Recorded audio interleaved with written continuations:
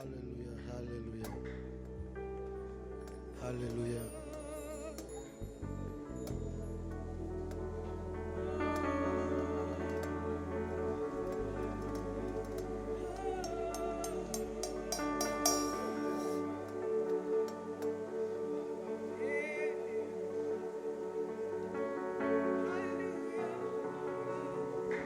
Alléluia.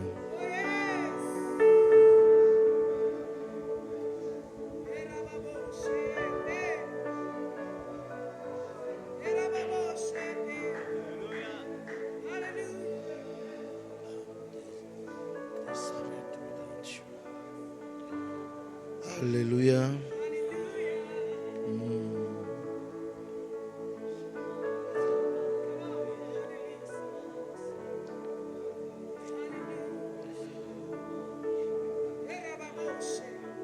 Dans cette atmosphère et dans cette ambiance, Genèse 15, le verset 1, verset 7.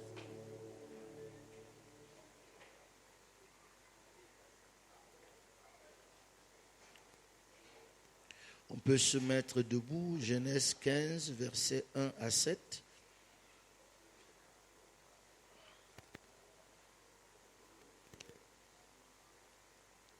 Après ces choses, la parole de l'Éternel fut adressée à Abraham dans une vision, disant, Abraham, ne crains point. Moi, je suis ton bouclier et ta très grande récompense. Et Abraham dit, Seigneur éternel, que me donneras-tu? Je m'en vais sans enfant, et l'héritier de ma maison, c'est Eliezer de Damas.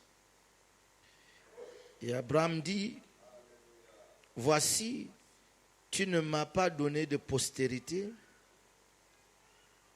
et voici celui qui est né dans ma maison est mon héritier. Et voici la parole de l'Éternel vint à lui disant, celui-ci ne sera pas ton héritier, mais celui qui sortira de tes entrailles, lui sera ton héritier. Et il le fit sortir dehors et dit, regarde vers les cieux et compte les étoiles si tu peux les compter. Il lui dit, ainsi sera ta semence. Et il crut l'Éternel et il lui compta cela à justice. Et il lui dit, moi je suis l'Éternel qui t'ai fait sortir de Ur, des Chaldéens, afin de te donner ce pays-ci pour le posséder. Nous acclamons la parole du Seigneur.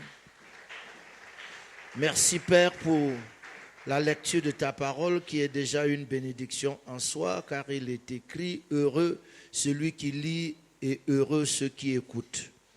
Par la vertu de ton esprit, donne-nous d'en saisir le sens, l'interprétation juste afin d'être bénis ce matin.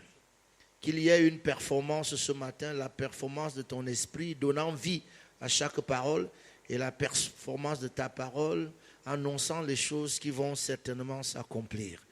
Bénis ton peuple et reçois toute la gloire au nom de Jésus-Christ. Et tout le peuple dit... Et tout le peuple dit, Amen. Voilà, je me suis souvenu à la dernière minute que j'étais en train de rentrer sans venir à Logos Réma et j'ai appelé l'évêque. Et donc, je suis là aujourd'hui pour dire que j'étais dans la ville et je suis en train de partir. Et le révérend Alex s'arrange toujours à être là d'une façon ou d'une autre. Alléluia. Alors, je ne serai pas à la conférence des millionnaires, mais je veux dire deux choses.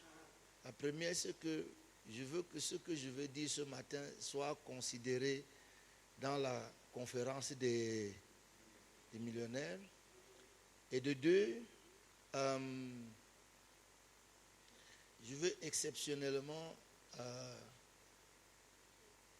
vous faire copier 2 vidéos que vous allez diffuser pendant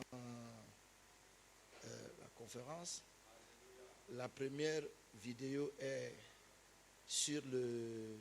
Ce n'est pas mes vidéos, mais ce sont des vidéos très prisées et qui ont fait beaucoup de bien à beaucoup de gens. La première vidéo sera sur le changement de paradigme. Et la deuxième vidéo sera sur une vision positive du futur. Et je vais laisser les deux vidéos. C'est mon offre pour la conférence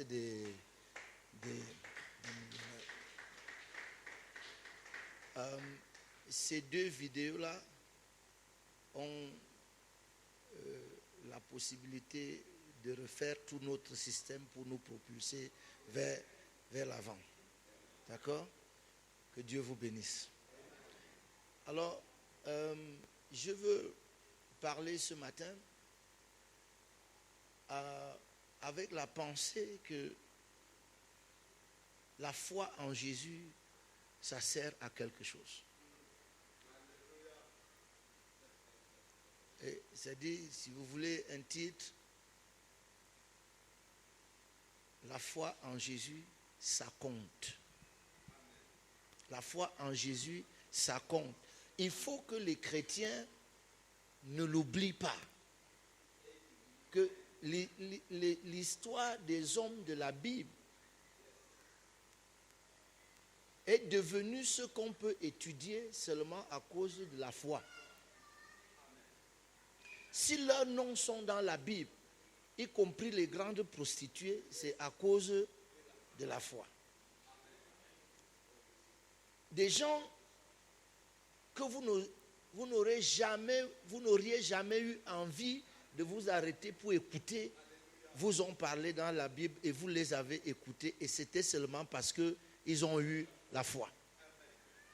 Je ne sais pas au nom de quoi tu aurais écouté Rahab. Est-ce que vous êtes là? Même si c'était dans ta famille qui avait Rahab, quand tu fais les réunions de famille, tu dis tout le monde sauf. Parce que tu n'aurais pas eu envie d'avoir affaire avec elle. Mais la Bible dit, la foi, pour l'avoir possédée, les anciens ont reçu un témoignage. Donc il faut que nous sachions que croire en Jésus, ça compte. Et ça ne compte pas seulement pour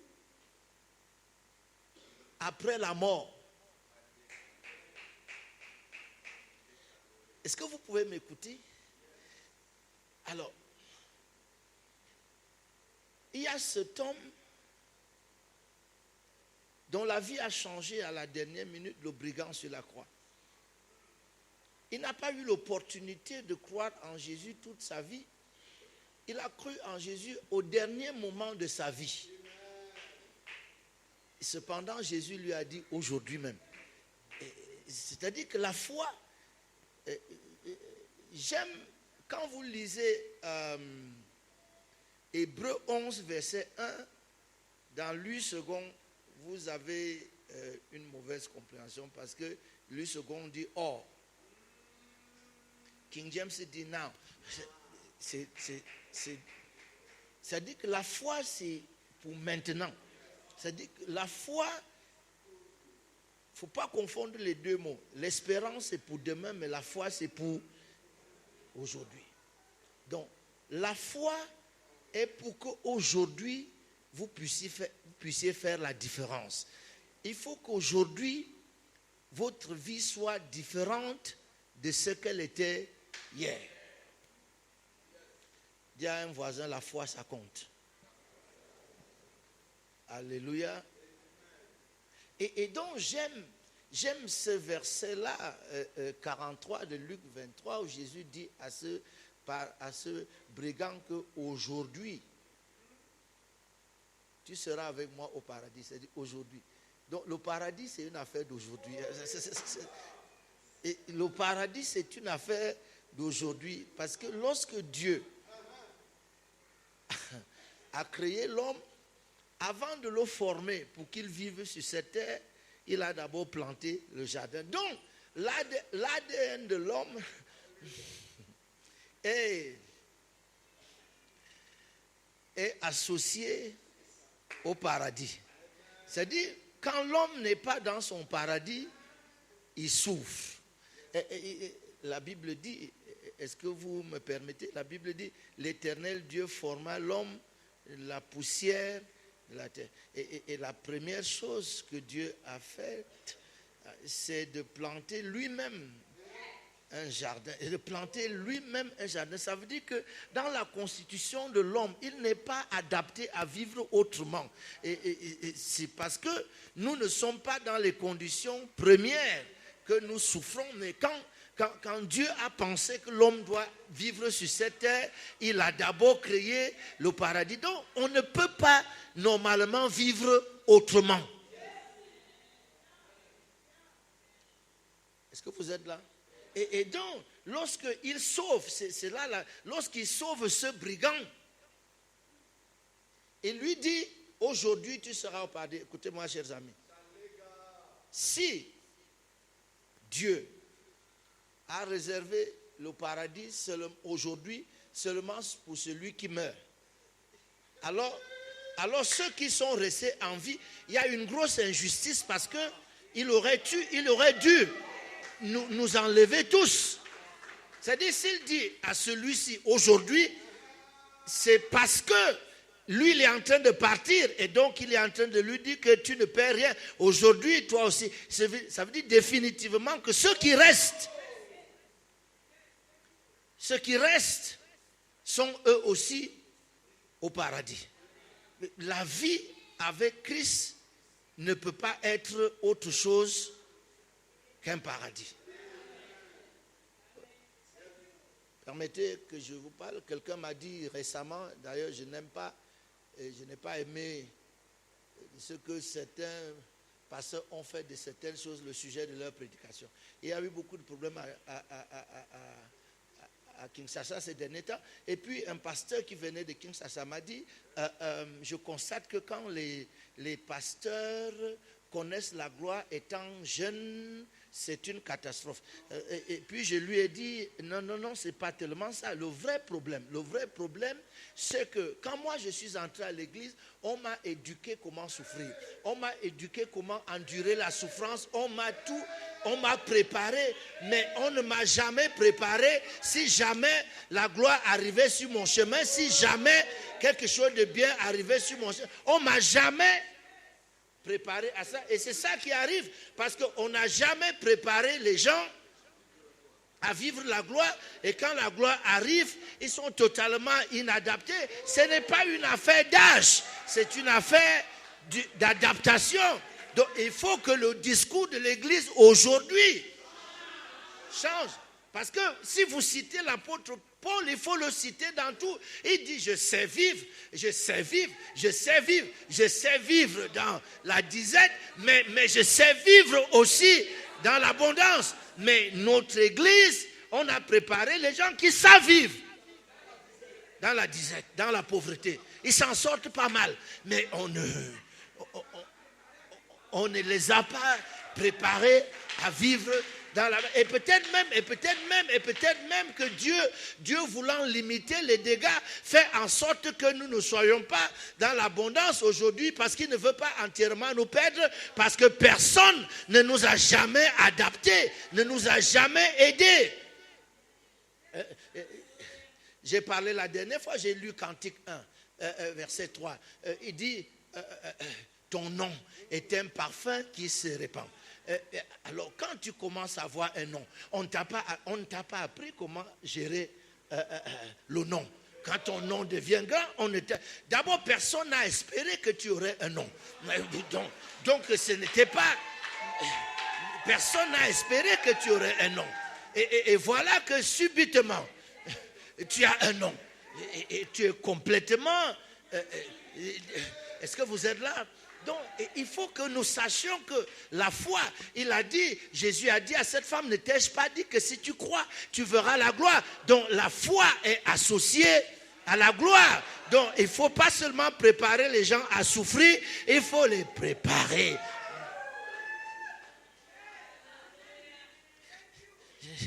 Alors je ne comprenais pas, il y avait Jean-Louis Jaillet de regretter, mais moi, il est mort l'année passée, à la même période que Dr Ousmane, oui, juste la même semaine. Et donc, je ne comprenais pas. Cet homme-là, il avait l'habitude de dire quand il a fini de prêcher et qu'on lui dresse une table, alors il aimait rigoler, il dit frère, voici les souffrances du ministère. Et donc il appelait cette abondance-là les souffrances du ministère. Et moi aussi j'ai envie quand même que tes souffrances soient différentes.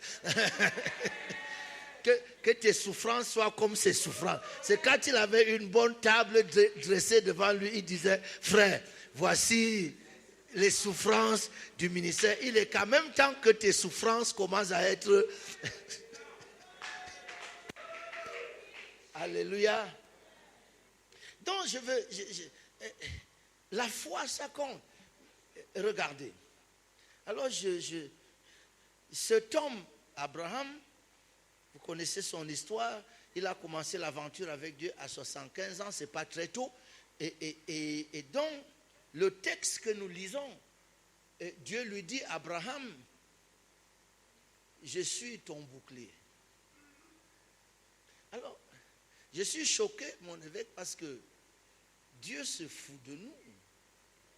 À 75 ans, c'est quand il a appelé, et là, il a peut-être déjà 85 ans, ou tout ça, et Dieu lui dit, ta récompense sera grande. Comment un homme de 80 ans, tu peux toujours lui parler en termes d'avenir, et ta récompense sera grande? C'est pas possible. Mais ce monsieur-ci, si tu dois lui parler, parle-lui. Il dit, je suis ton bouclier et ta récompense sera grande. Et là, il interrompt Dieu, il lui dit, que me donneras-tu? Que me donneras-tu? Voici, je m'en vais sans enfant.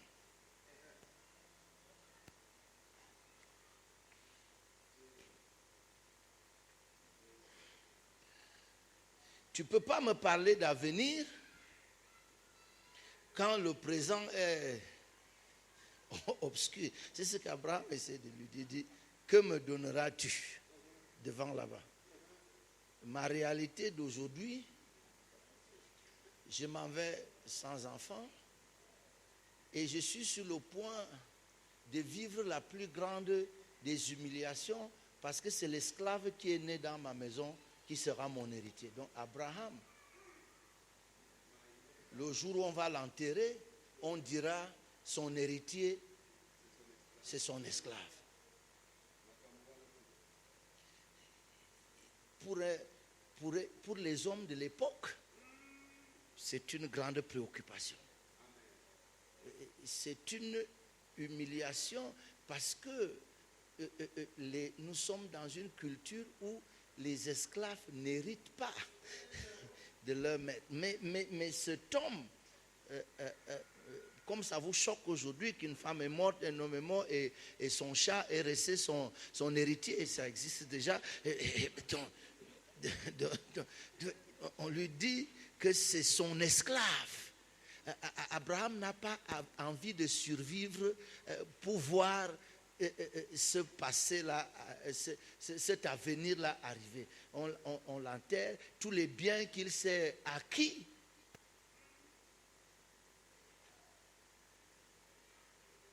Quand il est parti délivrer Lot, il a mis en route 318 hommes. Et ce monsieur-là, dont le nom signifie Père élevé, parce qu'il s'appelle encore Abraham, Père élevé, de quelle hauteur on parle quand c'est l'esclave qui est l'héritier? Et là, Dieu lui dit, non, celui dont tu parles là ne sera pas ton héritier. Et là, Dieu va faire quelque chose d'extraordinaire. Il fait sortir Abraham de sa tente. Est-ce que vous êtes avec moi? Je ne vous parlerai pas pendant longtemps. Il fait sortir Abraham de sa tente. Parce que ce que vous voyez vous influence. ce sur quoi vos regards vos yeux sont fixés. Dieu comprend qu'Abraham a un problème aussi longtemps que ses regards sont portés sur... Oui. Et quand il regarde dans un coin là-bas, Sarah, pas celle-ci, qui a les rides, et il regarde. Le message qui vient de Sarah n'est pas un message d'espoir. Parce que quand il la regarde, il ne voit pas... Non. Donc, et quand il regarde, il voit seulement Eliezer qui est là. Il voit Sarah, il n'y a pas d'espoir. Il voit Eliezer. Eliezer n'est pas jeune en réalité pour hériter, mais en réalité ce que Abraham est en train de dire, c'est que c'est le fils de son esclave qui va être en fait son héritier. Donc quand il regarde, et la Bible dit, Dieu le fit sortir. Oh mon Dieu, Dieu le fit sortir. Et quelquefois, il faut qu'on sorte. Il dit, Dieu le fit sortir. Il le fit sortir. J'ai envie de dire à quelqu'un, sors un peu, sors. Tu es trop enfermé dans cette boîte. Sors. Dieu le fit sortir. Et c'est comme si Dieu lui dit que ton problème, c'est ce que tu vois. Parce qu'au chapitre 13, il lui a déjà enseigné la leçon. Il lui a dit, lève tes yeux et regarde au nord, au sud et à l'est. Il dit, tout le pays que tu vois, je te le donnerai. Et donc, Dieu voit qu'Abraham n'a pas saisi la science il y a quelques jours. Et que Dieu ne peut te donner que ce que tu vois. Il dit, vois. Ce que tu vois, je te donne. Et donc Abraham, dans sa tente, ne voit que les rides de Sarah, et ne voit que Eliezer, et ne voit que ses esclaves. Il dit à Dieu, tu seras ma récompense. Un homme comme moi, quelle récompense tu peux me donner quand je n'ai pas d'enfant? Dieu lui dit, sors, aide-moi à dire à quelqu'un à côté de toi, sors. Il faut sortir, voyez-vous. Vous me parlez souvent de Lazare, que Jésus a demandé de délier. Et est-ce que vous savez que personne ne pouvait délier Lazare avant que Lazare ne sorte? Et donc Dieu commence par dire, Lazare, sors. Et quand il va dire délier-le, c'est les autres, mais à Lazare même il dit sors. C'est-à-dire que l'acte de sortir, c'est toi. C'est toi qui décides de sortir. Si tu ne sors pas, même les cadavres, j'ai entendu, même ceux qui sont dans les tombes, Dieu leur dit sortez. Mais donc Dieu ne peut rien faire pour toi si... Donc sors, il dit sors. Il dit Abraham, non, on va continuer cette discussion dehors. Il y a des discussions qui sont bien seulement dehors. Est-ce que vous vous rendez souvent compte comme ça que dans les maisons, quelqu'un veut te dire quelque chose, il dit sortons. Parce qu'il y a des choses qui ne se disent pas dedans, ça se dit dehors. Quelqu'un doit sortir un peu, sors. Même quand quelqu'un est dans un malheur, il est en train de s'apitoyer, il est en train de se morfondre tout seul. Qu'est-ce qu'on lui dit à côté? On lui dit, sors quand même et sors un peu. Sors un peu. Quelqu'un a besoin de sortir. Et si, regardez. Abraham est déjà sorti depuis. J'appelle ceci le 4e exode. Parce que Abraham est sorti. Il est sorti de son pays, est sorti de sa parenté, il est sorti de la maison de son père. Mais ici, c'est la 4e, il doit sortir. Il doit sortir de lui-même maintenant. Parce que il est sorti des autres choses, mais ça ne marche pas toujours. Il faut qu'il sorte.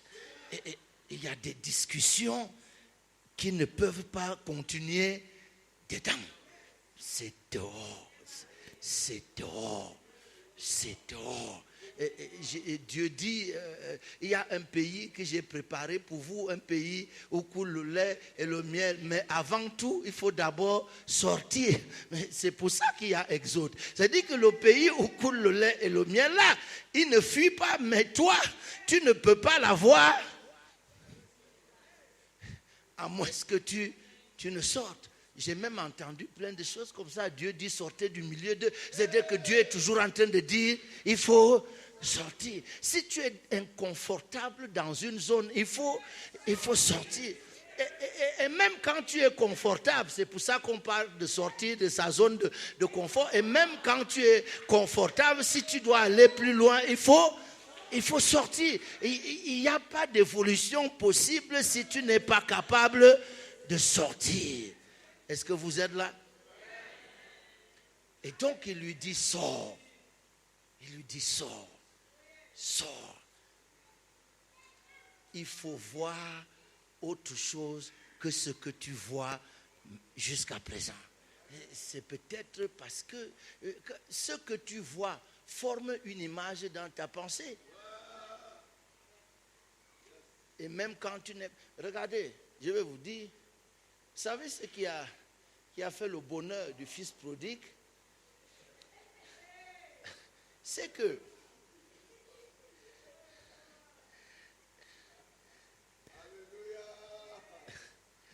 là où il était, il a vu que ça ne peut plus, il a décidé de sortir.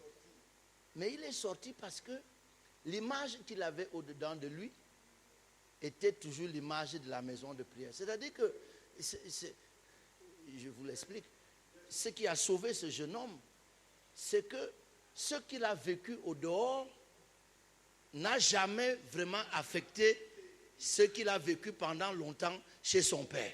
Donc, étant là où il était, il avait en lui la maison de son père. Donc, lui, il est d'abord entré en lui-même parce qu'il y avait quelque chose de bien à voir en lui-même. Et certains d'entre vous, quand vous entrez en vous-même, ne dites pas que j'ai dit ça, mais certains d'entre vous, c'est que votre voyage à l'intérieur vous complique la vie. Mais ce jeune homme, lui, son voyage à l'intérieur le sauve. Maintenant, une fois qu'il est sauvé à l'intérieur, il ne peut pas être sauvé au dehors s'il ne sort pas maintenant de là où il est. Donc là, maintenant, il dit, je me lèverai et je partirai. Pourquoi je dis ça? Certains d'entre nous, là où nous avons grandi, les images qu'on a enregistrées depuis l'enfance ne sont pas les images qui peuvent nous faire croire qu'on sera quelque chose.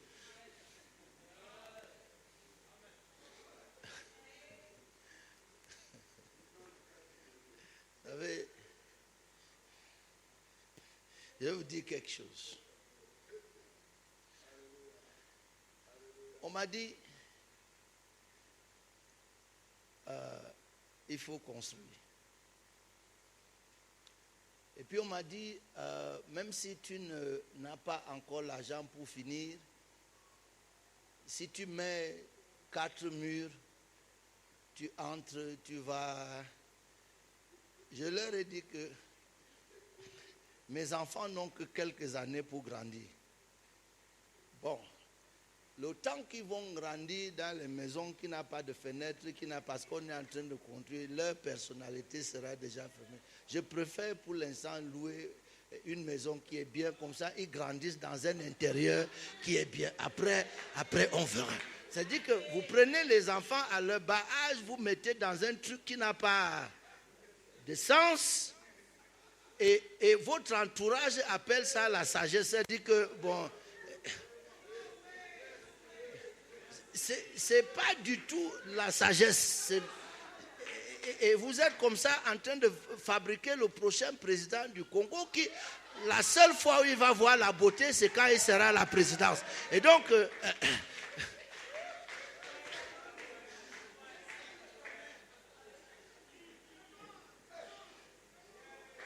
non, Je sais que je dérange quelqu'un, mais peut-être ici, ce n'est pas comme ça. Mais on te dit, même si tu es où, pourvu que tu sois chez toi, même si ce n'est pas... Non, s'il vous plaît, ne faites pas ça à vos enfants. Donnez l'opportunité à vos enfants. Si vous ne pouvez pas construire une belle maison maintenant, louez-en pour que vos enfants grandissent dans un intérieur acceptable, qui leur donne des bonnes images, des bons clichés. Parce qu'après, c'est difficile à enlever. Après, c'est difficile à enlever. Un enfant a grandi, il n'a jamais rien vu qui soit beau. La seule beauté qu'il voit, c'est chez les voisins. Non. Même si on se moque de vous que vous n'avez pas construit. Non. Vous avez construit. Même si vous n'avez pas construit à l'extérieur, vous avez construit parce que vous avez permis à vos enfants.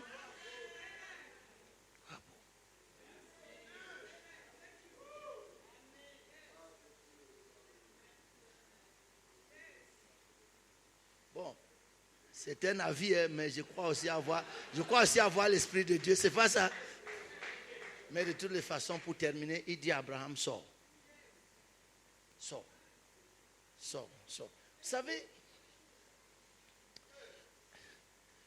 Vous savez que Dieu nous choque dans Genèse 37 quand il dit, voici la postérité de Jacob. Et il y a une version qui dit, voici l'histoire des fils de Jacob. En fait, c'est ça, c'est la même chose. Et elle commence par Joseph. Est-ce que vous êtes là? C'est comment on peut faire ça à un homme? Voici l'histoire des fils de Jacob, Joseph. Qu'est-ce que Joseph vient chercher ici? Il est 11e et il a 17 ans. Pour écrire l'histoire de Jacob, on commence par un garçon de 17 ans et qui est classé 11e. Vous voulez savoir pourquoi? Parce que et la Bible dit qu'il était gardien des moutons et des chèvres avec ses frères. Donc il est né dans le même contexte qu'eux, il a grandi dans le même contexte eux. Mais son père a commencé à le distinguer en lui donnant un habit qui ne ressemble pas à l'habit des autres. C'est-à-dire que quand il regarde, il fait exactement la même chose que ses frères. Il est chez eux, mais il a un habit qui est différent. Et bientôt, la Bible dit qu'il venait raconter à son père la mauvaise réputation que ses frères avaient dehors. Donc, il était avec eux, il n'avait pas la même réputation qu'eux. Mais son père, la Bible dit que son père l'a beaucoup aimé et donc son père l'a distingué. Il avait quelque chose de différent parce que ce qu'il voyait sur lui était différent de ce qu'il voyait sur ses frères. Et résultat des courses, à 17 ans, il a fait des rêves. Je suis content qu'on entre dans la semaine des millionnaires. Et à 17 ans, il a rêvé. Ça veut dire quoi? Le rêve est une autre façon de sortir. Ça dit que tu décides de t'évader. Tu sors de ceux qui te parlent des mêmes choses. Où tu n'as aucun avenir. La Bible dit qu'il est sorti. Il a rêvé. Vous savez,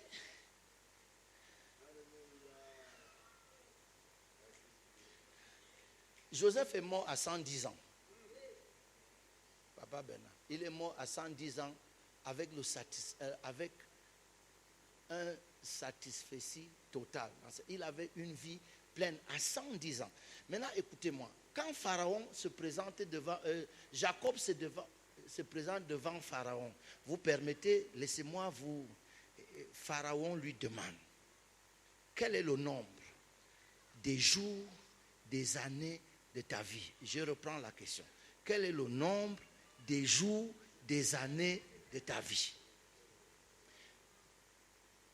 Jacob répond le nombre des jours, des années de mon pèlerinage. Écoutez très bien, la question c'est quel est le nombre des jours, des années de ta vie? Il répond, le nombre des jours, des années de mon pèlerinage est de 130 ans. J'ai dit, Joseph est mort à 110 ans.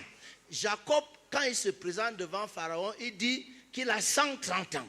Et il ajoute le nombre des années, les jours des années de ma vie ont été peu nombreux et mauvais. À 130 ans, s'il est en train de parler du nombre d'années, de façon générale, il n'a pas le droit de dire que c'était peu nombreux. Parce que ce garçon, si lui va mourir à 110. Mais dans les 130, quand il fait le bilan de 130, quel était vraiment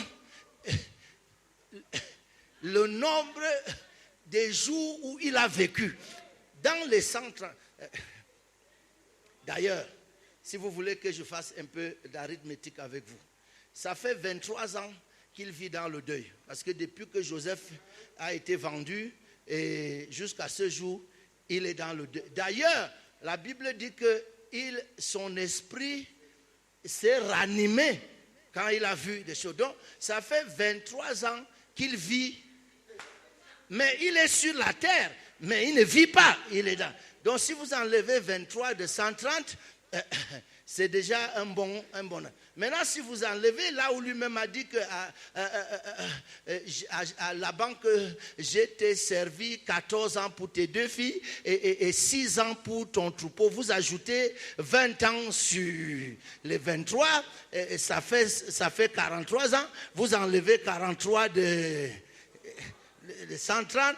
Vous voyez qu'il a raison, parce qu'on peut continuer, hein.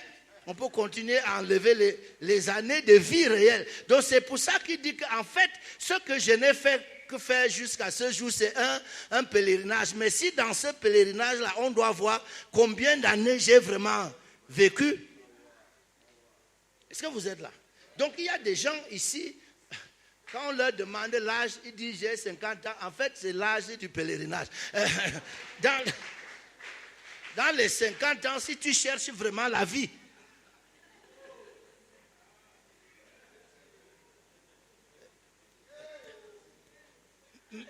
mais à 17 ans, Joseph a ses rêves. À 30 ans, il est gouverneur d'Égypte. À 40 ans, ses frères se prosternent devant lui. Et il reste encore 70 ans à vivre. Il dit à ses frères que je vais vous entretenir. Voilà le 11e d'une famille de 12 qui est en train de dire à tous les vieux gaillards là que je vais vous entretenir, vous et vos fils. Ça, c'est quoi ça? Mais vous voulez savoir ce qui a fait la différence? C'est qu'il était capable de sortir. C'est-à-dire, quand il dit j'ai fait un rêve, c'est qu'il a décidé de sortir des chèvres et des moutons. Il est sorti. Et l'une de ses visions, il a vu les étoiles. Et je vais terminer. Parce que quand Abraham sort, Dieu lui dit, regarde le ciel, compte les étoiles. Telle sera ta postérité. Dieu n'est pas tellement en train de parler du nombre. Il est surtout en train de parler de la qualité et de la destinée. Et donc, les frères de Joseph veulent tuer Joseph. C'est ridicule parce que le seul endroit où les frères de Joseph sont des étoiles, c'est dans le rêve de Joseph. Ils ne sont étoiles nulle part ailleurs. Il n'y a que dans le rêve de Joseph qui sont les étoiles. Donc s'il tue Joseph, et je veux vous dire pourquoi tout ça a tardé. C'est parce qu'ils n'ont jamais cru en Joseph. S'ils avaient cru en Joseph, quand Joseph a raconté ses rêves, c'est que leur histoire n'est pas différente. La preuve, c'est que quand Jacob arrive en Égypte, il a 130 ans. Il est mort à 147 ans. Il a vécu 17 ans à Goshen, la meilleure partie d'Égypte. Et il n'a manqué de rien. Il a vécu dans tout le repos. C'est-à-dire que c'est loin des agitations de ses premières années. Mais vous voulez savoir quoi? Dans le rêve de Joseph, Jacob était le soleil. Et Goshen, c'est un mot qui signifie le lieu du soleil. Donc en réalité, ce monsieur était fait pour vivre à Goshen. C'était sa place. Mais il n'a pas cru à celui qui pouvait l'amener à Goshen. Voilà pourquoi il a traîné comme ça. Et quand vous voyez la vie de Joseph, c'est un parallèle à la vie de Jésus. Joseph, c'est une préfiguration parfaite de Jésus. Donc si les frères de Joseph avaient cru en Joseph, leur vie ne serait jamais, ils ne seraient pas obligés de craindre pour leur vie. C'est que quand on a mis Joseph gouverneur d'Égypte, c'est que le conseil de Joseph était ses frères. Puisque eux, ils devaient être des étoiles. La plus grande chose qui leur est arrivée en bien, c'est qu'ils sont devenus les bergers de Pharaon. Mais c'est déjà un grand-père. C'est-à-dire qu'être berger de Pharaon, c'est quand même mieux que d'être juste berger. Donc, mais je veux dire qu'ils avaient mieux que ça s'ils avaient cru à Joseph. Et je conclus en disant, nous avons mieux que ça parce que nous, on a cru en Jésus. Et lorsqu'Abraham a vu, la Bible dit que quand Dieu lui a dit, telle sera ta descendance, la Bible dit que Dieu lui parlait de Jésus, lui parlait du Christ. Donc, en Genèse 15, Abraham a cru en Jésus et il a été déclaré juste. Vous et moi, nous avons cru. Déjà, nous avons été déclarés justes. C'est sûr qu'on a été déclaré autre chose. Et si je disais que tu as cru en Jésus, tu as été déclaré juste, tu crois facilement. Si je dis que par la même occasion, tu as été déclaré millionnaire, tu auras de la peine à croire. Pourtant, tu as été déclaré tout ce que tu peux être sur cette terre dès que tu as cru en Jésus. Dès que le brigand a cru en Jésus, Jésus lui a dit, aujourd'hui, tu seras au paradis. Donc, une fois que tu as cru en Jésus, tu n'es plus ce que tu étais.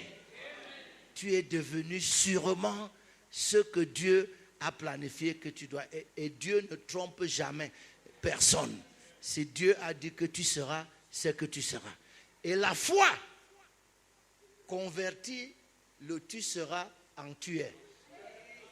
C'est-à-dire quand Dieu te dit tu seras, comme tu es tellement sûr que Dieu ne ment pas et que ce que Dieu dit, tu commences dès à présent à vivre ce que tu seras. Parce que celui qui t'a dit que tu seras ne ment pas. Et il ne faut pas que c'est quand tu seras que tu vas commencer à apprendre comment on s'assoit à table. Vous pouvez vous mettre debout. Donc,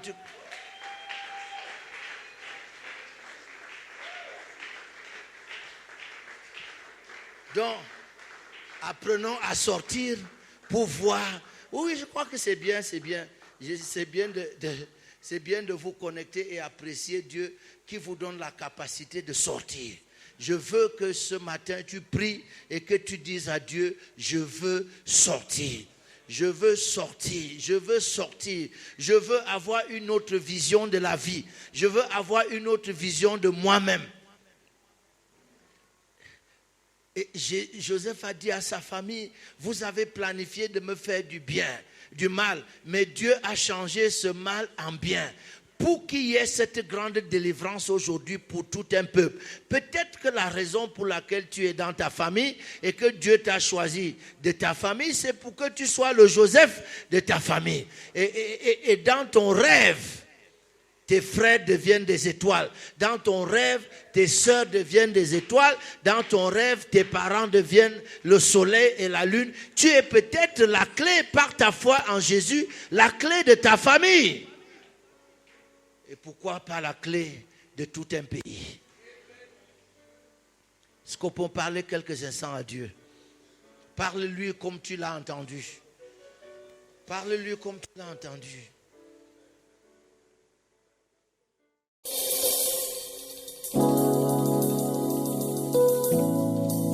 Et Jéhovah, les rois se sont succédés sur les trônes et tous sont passés. Toi ton règne est éternel. Yesu Kakandenkolo.